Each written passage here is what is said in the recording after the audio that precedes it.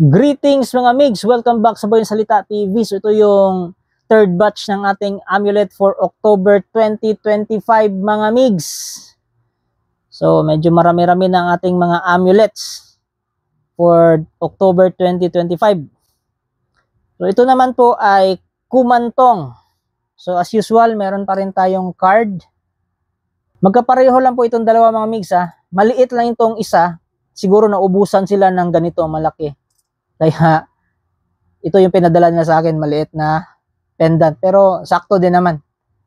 So, pag-usapan natin to mga migs. So, gaya ng dati mga migs, ito po ay spirit ng isang bata na untimely death o namatay na wala pa sa oras. Tapos, inilagay ang kanyang espiritu dito sa loob para makagawa siya ng mga mabubuting bagay para siya ay makalikom ng positive karma.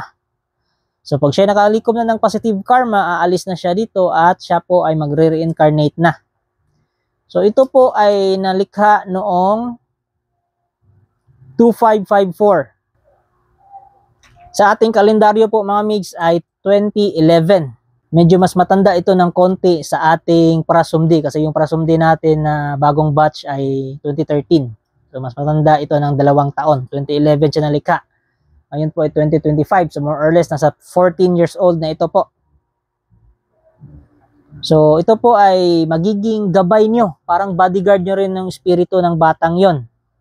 So yun po ay magpuprotekta sa inyo sa mga masasamang tangka. Magbigay ng mensahe sa inyo sa panaginip. Tapos ito po ay nagbibigay din ng swerte kung kayo po ay may negosyo. Kasi ang bata po ay nag-aakit din ng tao eh. Konti lang na populasyon ng tao na ayaw sa bata. Pero majority sa mga tao, gustong-gusto na makakita ng mga bata. Para sa akin mga migs, mas okay itong dalawa. Kahit alin dito, kahit anong kulay.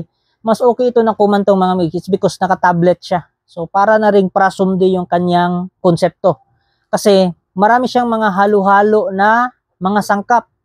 Tulad ng buto. Hindi ko lang sasabihin kung anong klaseng buto, basta yun yung pinanggalingan ng espiritu. And then, meron din po siyang mga sacred herbs o yung mga pangontra na mga halaman na ginawang abo, ginawang powder at inihalo dito para mabuo itong amulet na ito. At hindi rin siya basta halaman lang. Meron itong powder ng leklay, powder ng iba't ibang gemstone, powder ng rahakayo, iba't ibang mga puno.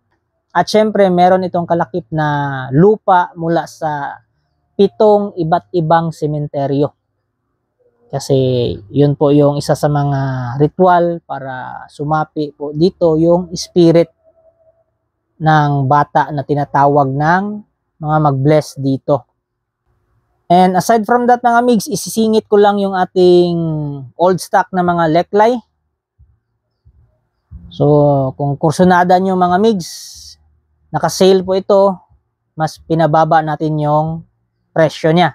Kasi, ano na lang bonus na lang to Kasi out of 20 plus, so mahigit mga 20 na ganito, 4 na lang yung natira mga migs. So panahon na siguro na tayo naman yung mamahagi ng swerte. Kasi sinuwerte na tayo 20 ito lahat, o mahigit pa sa 20. Tapos 4 na lang yung natira. So sold out yung almost 20 pieces. So, tayo naman yung mamahagi ng grasya.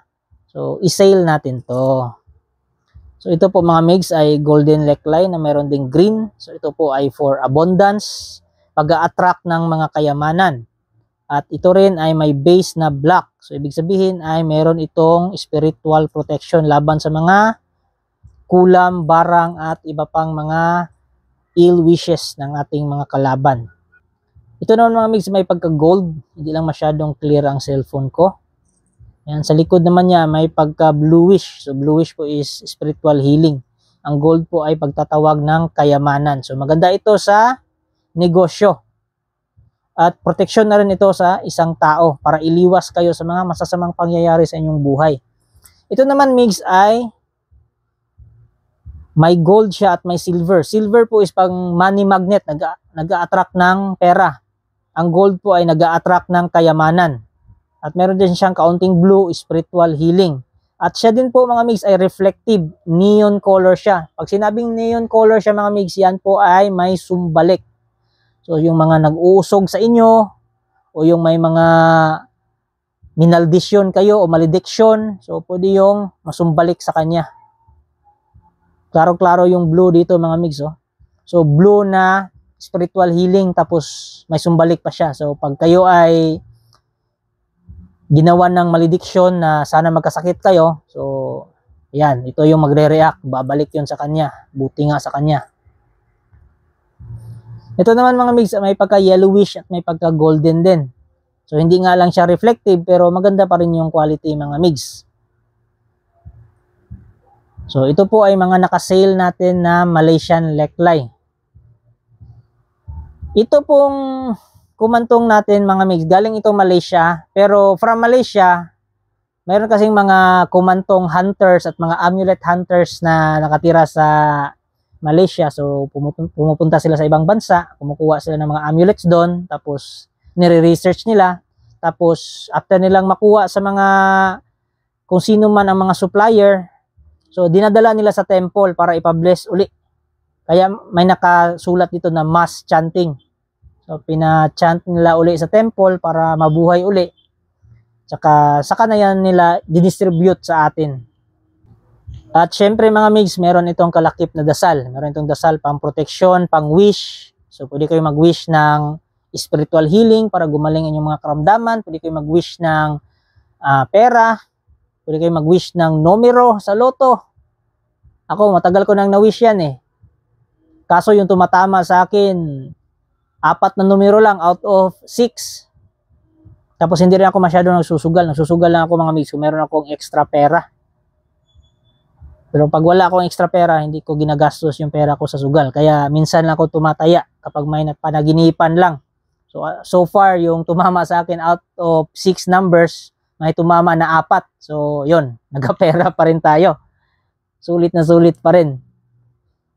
Pero hindi ko sinasabi mga migs na i-tolerate natin yung sugal. Hindi ko sinasabi na ganun ha. So gawin nyo lang yung katuwaan.